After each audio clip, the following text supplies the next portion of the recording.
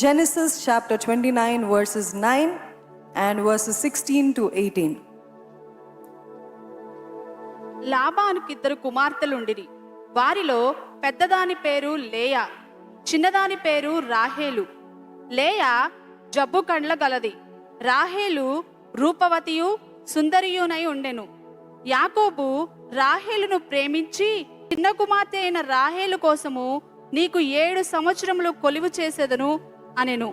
అందుకు లాబాను, ఆమె అన్యునికిచ్చుట కంటే నీకిచ్చుట మేలు, నా యొద్ద ఉండుమని చెప్పగా, యాకోబు రాహేలు కోసము 7 సంవత్సరములు కొలువు చేసెను.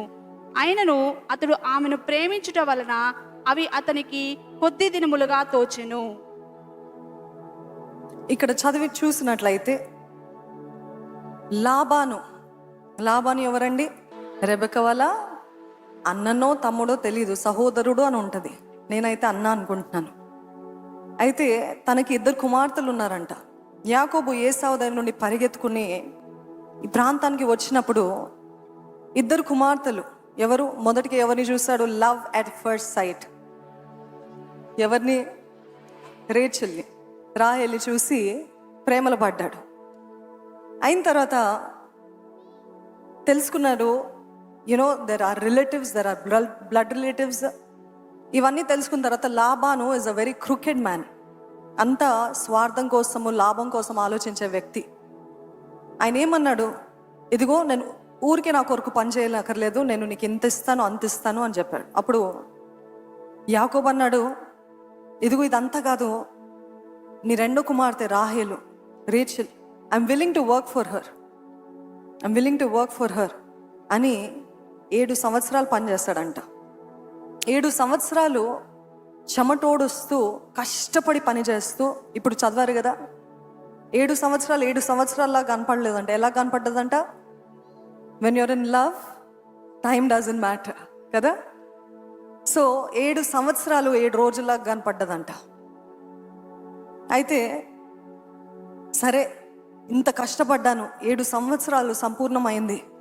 Now it is time to meet my love, to get married to Rachel అనుకున్నాడంట. అనుకునేసరికి ఏమైంది? వివాహము వచ్చేసరికి ఆ గదిలోకి తీసుకెళ్ళిన తర్వాత తను అనుకున్నాడంట, ఇంకా this is it, I have గాటన్ what I wanted. నేను ఏదైతే ఆశించానో నేను పొందుకున్నానని సంతోషంగా ఉన్నాడంట. కానీ వెళ్ళింది ఎవరు? గదిలోకి వెళ్ళింది ఎవరు? లేయా వెళ్ళింది. సరే, యాకోబు రాహేలు పక్కన పెడితే అసలు లేయా ఎలాగ అనుకుని ఉంటుందా? ఒకసారి can we all stand in Leah's shoes today? Leah జీవితము, లేయా బ్రతుకు, లేయా ఉన్న స్థలము అనుకుని చూద్దాం. తండ్రి ఏమో ఫోర్స్ చేస్తున్నాడు వివాహం చేసుకోమని. యాకోబుకేమో లేయా అంటే ఇష్టం లేదు. తినేమో ఇప్పుడు తను తెలుసుకుంటే ఏమవుతుందో అని భయపడుతుంది. అవునా కాదా? I asked all to stand in Leah's shoes. ఒకవేళ మీరు కానీ ఆ స్థానంలో ఉంటే మీరు ఎలాగ ఆలోచిస్తారు? సో భయపడుకుంటూ వెళ్ళింది. పొద్దున లేచి చూసేసరికి ఎవరది? లేయా. ఈయన he was astonished, he was shocked, he was angry. కోపడ్డాడు, భయపడ్డాడు, బాధపడ్డాడు. అయ్యో, నేను తినతోటి కలిసిపోయానే, నేను తినని కాదు కదా ప్రేమించింది. 7 సంవత్సరాలు నేను ఎవరి కోసం పనిచేస్తాను? రేచెల్ కోసం పనిచేస్తే నాకు ఇది ఇట్లా చేస్తారు. మోసము, అన్యాయం. ఒకప్పుడు యాకోబు కూడా మోసం చేస్తాడు కదా, ఒకప్పుడు యాకోబు కూడా మోసగాడుగా తిరిగాడు కదా. See what you so is what you will. ఏది విత్తుతావో అదే కోస్తావు. అదే రీతిగా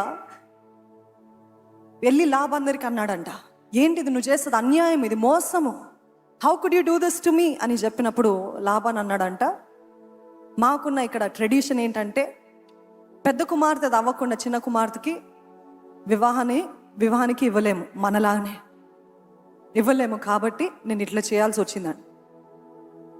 సరే, ఇవన్నీ పక్కన పెడదాం. Just imagine the embarrassment of Leah. నాకు ఈ అమ్మాయి వద్దు, ఈమెను ఎందుకు ఇచ్చావు, నాకు ఈమె అక్కర్లేదు. Just imagine you're in the place of Leah. నేను తినని ప్రేమించలేదు, తినని కాదు నేను కోరుకుంది, తినని కాదు నేను వెతికింది, తిన కోసం కాదు నేను 7 సంవత్సరాలు చెమటోడ్చి పనిచేసింది అని అంటే, తన బాధ, తన ఆవేదన, తన ఎంబారస్మెంట్, తన వేదన ఒకసారి అనుకుని చూడండి. Just stand in the shoes of Leah. She was an unloved woman. ప్రేమింపబడని స్త్రీ. రేచల్ ఏమో బ్యూటీ క్వీన్ అంట, లేయా ఏమో జబ్బు కలదంటే, ఇన్ఫ్యాక్ట్ వాడక భాషలు చెప్పాలంటే అగ్లీ, వికారంగా ఉంటుందంట, వికారమైన స్త్రీ. ఈరోజు ఎవరైనా నాకు కూడా ఏమైనా జరుగుతుందా, నా జీవితంలో కూడా ఏమైనా అవుతుందా, నాకంటూ ఇది లేదే, నాకంటూ అది లేదే, నాకు ఇది లేదే, వాళ్ళకున్నది నాకు లేదే అని అనుకుంటున్నారా? దేవుడు మీతోటే మాట్లాడును గాక. ఆమెన్. ఈవెన్చువల్గా ఇద్దరిని వివాహం చేసుకోవడం, మరి 7 సంవత్సరాలు వివాహం కోసము రేచల్ని వివాహం చేసుకోవడం కోసము కష్టపడ్డాడు, ప్రయాసపడ్డాడు, పెళ్లి చేసుకున్నాడు, అంత జరిగింది. He was married to both of them. కానీ నౌ కమ్స్ అ ప్రాబ్లం. సుందరమైన అందగత్తె అయిన రాహేల్కి బిడ్డలు లేరు. అగ్లీ, వికారమైన జబ్బు కలదైన లేయాకి బిడ్డలు ఉన్నారు. Remember this, everyone suffers somewhere. Everyone suffers somewhere. అందరికీ ఎక్కడో అక్కడ నొప్పి ఉంటుంది. ఇప్పుడు మీరు పలానా వాళ్ళని చూసి వీళ్ళకి ఏంటిలే, వీళ్ళకి ఏం బాధలే, వీళ్ళకి అన్నీ బాగున్నాయి, వీళ్ళకి ఏం తెలుసు మా బాధ అని అనుకుంటున్నారు. No no no no, everybody can you all say it loud, everybody suffers somewhere. అందరికీ ఏదో ఒక విషయంలో నొప్పి ఉంటుంది. అందుకని ఒక్కరిని చూసి కుళ్ళు పట్టడానికి ఏ మాత్రం అవకాశం లేదు. ఎందుకంటే అందరికీ ఎక్కడో అక్కడ, ఒకవేళ బహిరంగంగా బాగా కనపడుతున్నారేమో, బహిరంగంగా అన్ని ఉన్నట్టు కనపడుతుందేమో, బహిరంగంగా అంత చక్కగా ఉన్నట్టు కనపడుతుందేమో, కానీ ఎవ్రీబడి సఫర్స్ సమ్వేర్. ఇప్పుడు రేచల్ అందగత్తే, రాహేలు అందగత్తే, కానీ తనకి గర్భం లేదు, గొడ్రాలుగా ఉంది. లేయా జబ్బు కలగలది, వికారంగా ఉంటుంది, రూపం అంత బాగోదు, కానీ తనకి దేవుడు గర్భాన్నిచ్చాడు. చూద్దామండి, జెనసిస్ 29 verses 30 to 31. యాకోబు రాహేలును కూడెను, మరియు అతడు లేయా కంటే రాహేలును బహుగా ప్రేమించి అతనికి మరి 7 ఏండ్లు కొలువు చేసెను.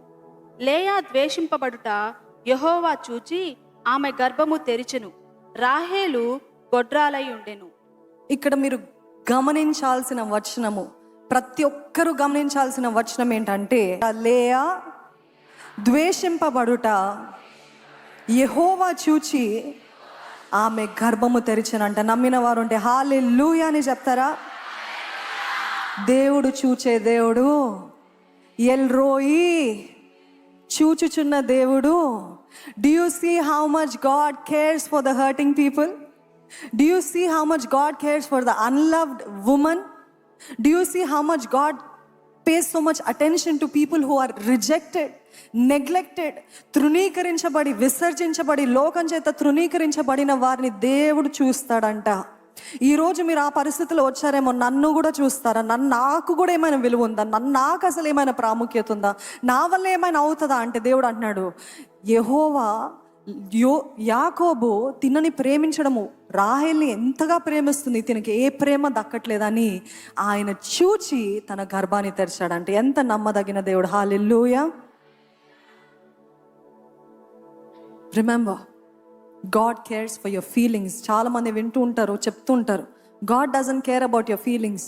నీ ఫీలింగ్స్ అంటే దేవుడికి లెక్కలేదు, నీ ఫీలింగ్స్ అంటే దేవుడు పట్టించుకోడు. దేవుడు మహోన్నతుడు, ఆయనకి నువ్వంటే ఇంత చిన్న విషయంలో కూడా పట్టించుకుంటాడు. ఆయన పట్టించుకునే దేవుడు, ఆయన అక్కర కలిగిన దేవుడు. లోపల మీ హృదయంలో ఒక ఆలోచన ఉంది చూడండి, అది కూడా పట్టించుకునే దేవుడు, అది కూడా చూసే దేవుడు. She was feeling rejected, she was feeling neglected, she was feeling discarded, she was feeling ఇంకా నాకు ఏమైనా విలువ ఉందా? ఆయన ఇష్టం లేకుండా నాతో ఉన్నాడు, నా తండ్రి నన్ను ప్రేమించట్లే, నా తండ్రి నన్ను ఏదో ఎవరికో కట్టేయాలని కట్టేస్తాడు. ఆయన ప్రేమ లేదు, తండ్రి ప్రేమ లేదు, భర్త ప్రేమ లేదు, చెల్లి ప్రేమ లేదు, ఎవరి ప్రేమ లేదు. She was all alone. She was all alone, unleft. But God saw Leah. దేవుడు లేయాని చూశాడు. లేయాని చూసిన తర్వాత ఈరోజు మనం కూడా అనుకోవాలి, జ్ఞాపకం ఉంచుకోవాలి ఏంటంటే, నేను కూడా ఒకవేళ ప్రేమింపబడని, మీరు కూడా ఒకవేళ ప్రేమింపబడని స్థితిలో ఉన్నట్లయితే, ప్రేమింపబడని విసర్జించబడిన స్థితిలో వచ్చినట్లయితే దేవుడు చూస్తున్నాడు అని జ్ఞాపకం ఉంచుకోండి. Some women are unloved by their own family members. సొంత కుటుంబస్తులే శత్రువులుగా మారుతారు. సొంత భర్తనే ఒక రీతిగా మీతోటి ప్రవర్తిస్తున్నాడు. కొలీగ్సే మిమ్మల్ని ఒక అలూఫ్గా ఉంచుతున్నారు, పక్కన పెట్టేస్తున్నారు. వీటన్నిటిని చూసి నిజంగా నాకు ఎటువంటి విలువ లేదే, నాకు ఎటువంటి ప్రాముఖ్యత లేదే అని అనుకుంటున్నారేమో. But watch. You may be unmarried, you may be married, you may be single, you may be a widow. ఒక విధవరాలుగా ఉండొచ్చు, వివాహం కాని స్త్రీగా ఉండొచ్చు, వివాహం అయిన స్త్రీగా ఉండొచ్చు, వివాహం అయ్యి కూడా ప్రేమ లేని స్త్రీగా ఉండొచ్చు, సింగిల్గా ఉండొచ్చు. సింగిల్గా ఉన్న స్త్రీలు అనుకుంటారు, నాకు కూడా ఎవరైనా దొరికితే బాగుండు, నాకు కూడా ఒక రిలేషన్షిప్ ఉంటే బాగుండు అని అనుకుంటారు. But remember, if you keep your holiness, what did I say? If you keep your holiness, ఇది మీరు చెప్తారా? If you keep your holiness and your purity, God will pay his attention to you. Amen. దేవుడు మిమ్మల్ని దృష్టిస్తాడండి, మిమ్మల్ని దృష్టిస్తాడు. ఇక్కడ లియాని చూసినట్లయితే తను అనుకుంది, నా జీవితానికి విలువ లేదు, నాకు ప్రేమ లేదు, నాకు ఎవరి దగ్గర నుండి ప్రేమ రావట్లేదు. సో తను అనుకుంది, what is the point of my life? ఒట్టి పిల్లలకి అంటమే, ఇంతే, నేనేదో ఒక చైల్డ్ మేకింగ్ మెషిన్ లాగా ఉన్నాను, అంతే, దెర్ ఇస్ నథింగ్ అని అనుకుందంట. ఈరోజు మన జ్ఞాపకం ఉంచుకోవాలి ఏంటంటే, God sees the end from the beginning. ఏంటండి? మొదటి నుండి, ఆది నుండి అంత మెరిగిన దేవుడు. God sees the end from the beginning. లేయాకు అర్థం కావట్లేదు దేవుడు తన కొరకు ఎంత గొప్ప ప్రణాళిక కలిగి ఉన్నాడు. ఈరోజు మీరు కూడా అనుకుంటుండొచ్చు, నాకేమీ లేదు అని అనుకుంటున్నారు, కానీ God sees the end from the beginning. మీ జీవితం ముగింపు, మీ జీవితం అంతము, మీ జీవితం ఎంతమందికి ఆశ్చర్యకరంగా ఉండబోతుందో దేవుడు చూస్తున్నాడు. అందుకనే ఈ రిజెక్షన్ గుండా వెళ్తున్నారు, అందుకనే ఈ ఫేజ్ గుండా వెళ్తున్నారు, అందుకనే ఈ నొప్పి గుండా వెళ్తున్నారు. ఇది అయిన తర్వాత దేవుడు ఏమంటాడంటే, this is why I led you through this pain, this is why I led you through this so much of pain. ఇప్పుడు అర్థం కాదు. మీరు ఈరోజు జ్ఞాపకం ఉంచుకోవాల్సింది ఏంటిదంటే, God sees the end from the beginning. దేవుడికి నా ముగింపు తెలుసు. దేవుడు నా కథని మార్చగలిగిన దేవుడు he will turn my life over. ఇక్కడ లేయా అనుకుంది ఇంకింతే అనుకుంది, కానీ she didn't understand God's greatest plan for her life. దేవుని గొప్ప ప్రణాళిక, దేవుని గొప్ప తలంపులు తన జీవితంకి ఏంటో తనకు అర్థం కాలేదు. That she was chosen for this special work. ఈ ఉన్నతమైన, ప్రత్యేకమైన, ఎంతో ప్రశస్తమైన పని కొరకు తను ఏర్పరచబడిందని జ్ఞాపకము తనకి అర్థం కాలేదు. ఆ పరిస్థితిలో ఏమి కార్మైకులు అని ఉంటారు, ఎంతమందికి తెలుసండి? తను ఎప్పుడు అనుకుందంట, అందరూ అమెరికన్స్కి లేకపోతే ఇంగ్లీష్ వాళ్ళకి అందరికీ బ్లూ ఐస్ ఉంటాయి కదా, తను మాత్రము బ్రౌన్ ఐస్ తోటి పుట్టిందంట. ఒకరోజు తన 5 సంవత్సరాల వయసు అప్పుడు వాళ్ళ మమ్మీతో అన్నదంట, నేను దేవుడు ఏ ఆశ అయినా తీరుస్తాడంటే ఏ ఆశ అయినా తీరుస్తాడు, ఏం అడిగినా ఇస్తాడు అని చెప్పిందంట వాళ్ళ మమ్మీ. చెప్తే తను అన్నదంట, మోకరించి తన బెడ్ దగ్గర, దేవా నేను ఇదిగో పడుకుంటున్నాను, నేను పొద్దున లేసే సరికి నా కళ్ళు బ్లూ అయిపోవునుగాక అని ప్రేయర్ చేసి లేచిందంట. తను నమ్మింది నా ఐస్ బ్లూ అయిపోతాయని. కానీ పొద్దున్న లేచి చూసేసరికి అద్దంకి ఎక్సైటెడ్గా వెళ్ళిందంట, పరిగెత్తుకుంటూ వెళ్ళిందంట. చూసేసరికి ఏముంది? అదే brown ice. She was disappointed, she was angry. She said, ఇదంతా అబద్ధము, దేవుడు మన మాటలు, మన హృదయ వాంఛలు నెరవేర్చే దేవుడు కాదు. What is this? I ask for blue ice, God didn't answer my prayer. దేవుడు నా ప్రార్థన ఆలకించలేదు అని బాధపడ్డదంట. అప్పుడు ఏం జరిగిందంటే, కొన్ని సంవత్సరాల తర్వాత తను మన భారతదేశానికి ఒక మిషనరీ లాగా వచ్చి ఎంతో మందిని వాళ్ళు పట్టుకొని తీసుకెళ్ళిపోతున్నారంట, వీళ్ళు మిషనరీస్ అని. కానీ తనని పట్టుకోలేకపోయారంట. ఎందుకు? because of her brown eyes. And she was one of the greatest missionaries for India. She didn't understand why, and she wrote it in her book. I did not understand why God had given me when everybody had blue eyes. Why I was like this, but God knew the end from the beginning. Hallelujah. మొదటి నుండి అంతము ఎరిగిన దేవుడు. ఈరోజు మీరు కూడా అనుకుంటారు, నాకెందుకు ఇట్లా? God knows the end from the beginning. మీరు ఈ మాట మీ మనసులో చెప్పుకుంటూ ఉండాలి. దేవుడికి మొదటి నుండి అంతము ఎరిగిన దేవుడు, నా జీవితం పట్ల గొప్ప ప్రణాళిక కలిగిన దేవుడు.